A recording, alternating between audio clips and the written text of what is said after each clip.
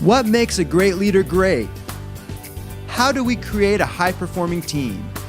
And when we say leader, we mean everyone, because everyone is leading their own life. Will yours be a life by design or a life by default? Those are the big questions, and this podcast will answer them. Welcome to the Becoming Your Best podcast, where we help you apply the 12 principles of highly successful leaders, because great leaders will produce great results.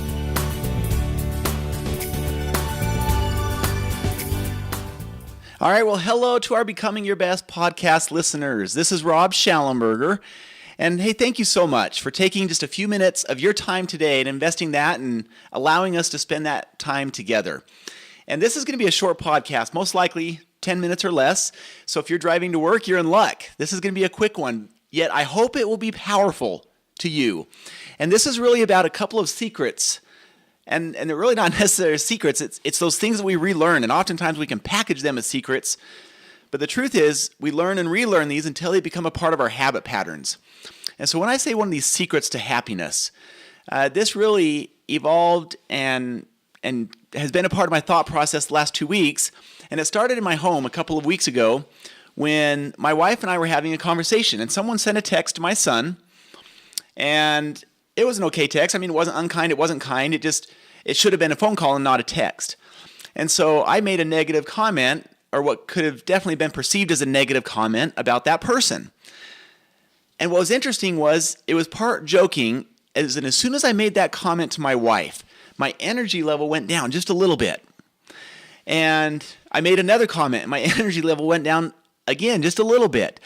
And what had been a great day up to that point, within maybe 30 to 40 minutes, quickly unraveled until my mood had shifted entirely. I was no longer happy. I mean, really, it had changed the entire tenor and mood of my day.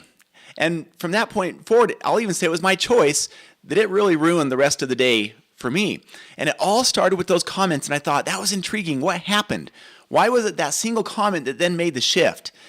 And this was this thought, and really what amplified this and even made it become something that I'm more conscious of today than I really have been in my life ever, was I was on the phone last Friday with a client who we're going to go do a seminar for in a couple of months.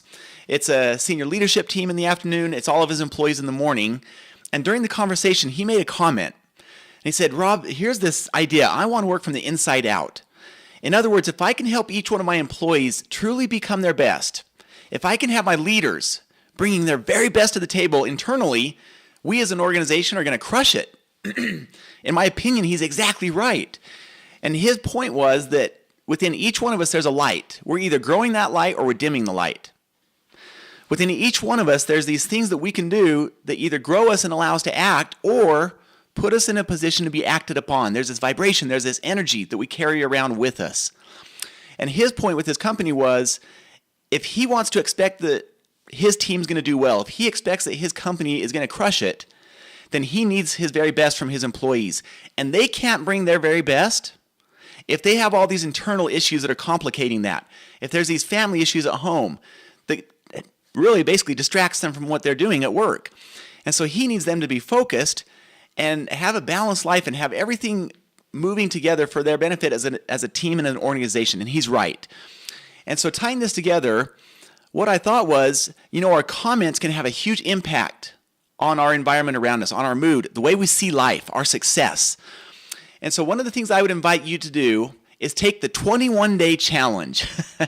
Now, you may have heard this in a podcast maybe a year and a half ago, or some variant of it in a podcast that we did. We're going to come back to that and just make a little twist to it.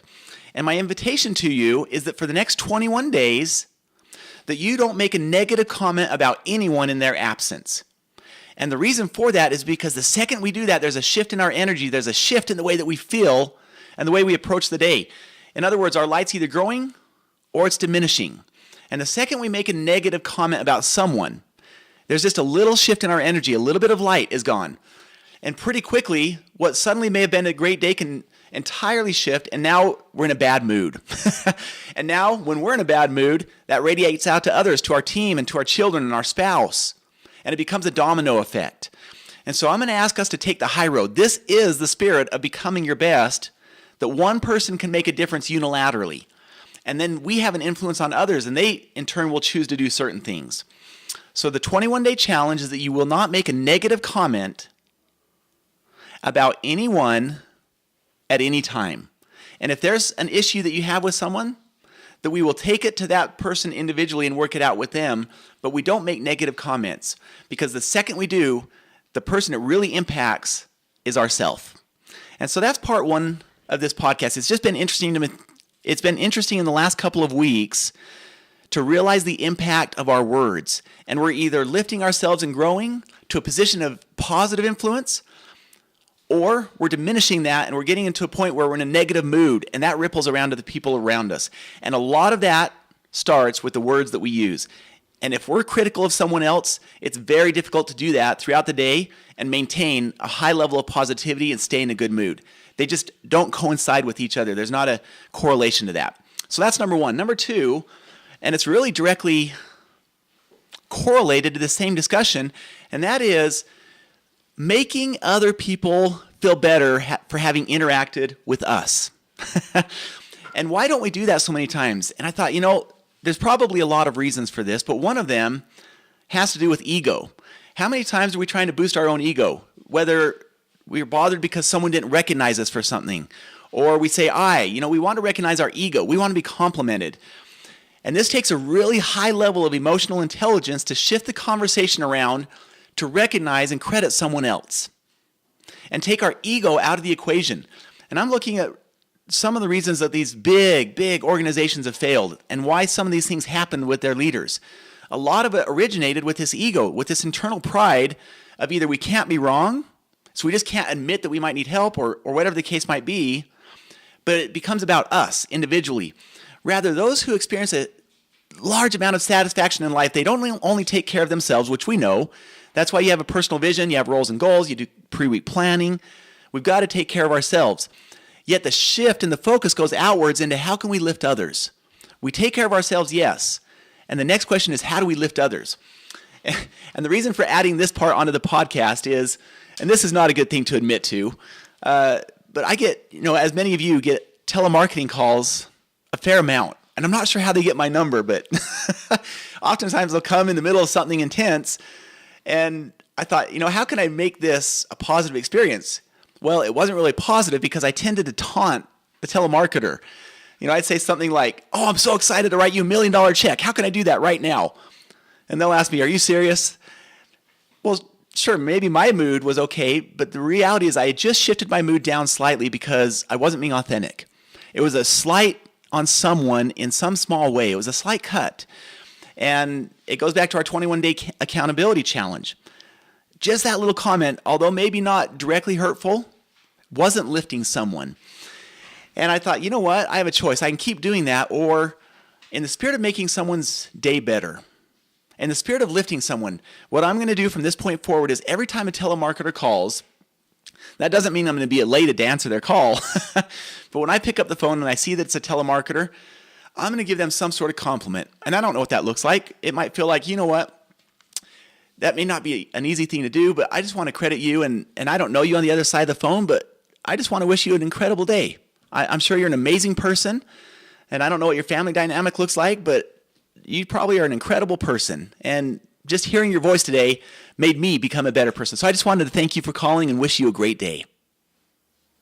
Now, something like that is definitely taking the high road, and it takes a high level of emotional intelligence to be able to do that. Number one, because it's no longer about us. We're taking a second to lift someone else. And this is going to become a focus of mine throughout this entire week, which is how do we shift the conversation back to helping someone else feel better? And not trying to shift the conversation towards me, myself, I, us, or we, but rather how do we help someone else feel better? And direct that conversation where applicable and where it makes sense to help someone feel better about themselves. And maybe it's a slight compliment. Maybe it's directing the recognition towards someone else and making them feel better as a result. And what I've found is that when we do that, we tend to be the benefactor. Our happiness increases, our joy increases, our peace increases. So imagine the impact in your life if, number one, you're not making a single critique of anyone anytime. How would that feel? Wouldn't that be a huge shift in emotional baggage that we're unloading that we don't have to carry anymore? And then number 2, we try to remove our ego from the equation and make others feel positive around us.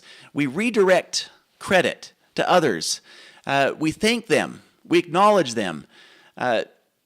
We try not to direct the attention and the credit towards ourselves, rather finding who we can lift and help around us. And watch what happens to our happiness and peace as we do those two things. So I told you at the beginning this would be a simple and short podcast. We're almost at the 10-minute mark. So those are 2 simple yet powerful invitations. These are things in the spirit of total transparency that I'm working on myself right now, in the spirit of becoming your best. Because as soon as we can grow our light, grow our energy level, and some would call that a frequency, we in turn then can lead others. They will want to follow because they enjoy being around you and I. And that's part of leadership. And as we get ready to wrap this up, someone made an interesting comment. It was a CEO who I was with a couple of weeks ago. And he was developing a vision for himself as a CEO of the organization and what that looked like for him. He had never done this before. And he said, part of my vision is that people would have the desire to follow me if they took away my title. And I thought that was a powerful observation as to what a true leader would be. If you take away the title, would people still want to follow you or I?